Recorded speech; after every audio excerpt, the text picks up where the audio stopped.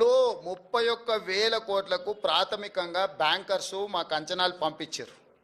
ఎందుకు పంపించారు అంటే వాళ్ళు 2014 నుంచి 18 వరకు చంద్రశేఖరరావు ఎగగొట్టిన బకాయిలు కూడా ఉన్నాయి కదా, ఒక్కటేసారి గవర్నమెంట్ కడితే అన్నీ తీసేసుకోవచ్చు అని కొందరు వివరాలు ఇచ్చారు. నీకు అర్థమైంది కదా, మేము బ్యాంక్ రుణమాఫీ రైతులకు చేస్తున్నామని కట్ ఆఫ్ డేట్ వాళ్ళకి తెలియదు కదా.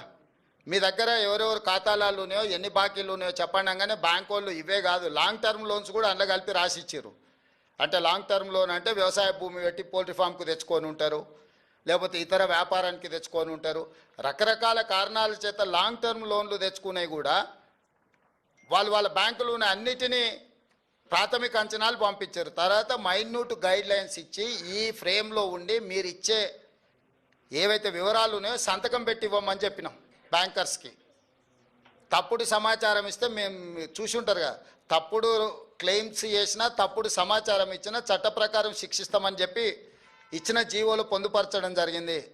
దాంతో పూర్తిగా ప్యూరిఫై చేసి రికార్డులను అన్నిటిని కూడా వాళ్ళు 1కి 2 సార్లు పరిశీలించుకొని మాకు వివరాలు ఇవ్వడం జరిగింది.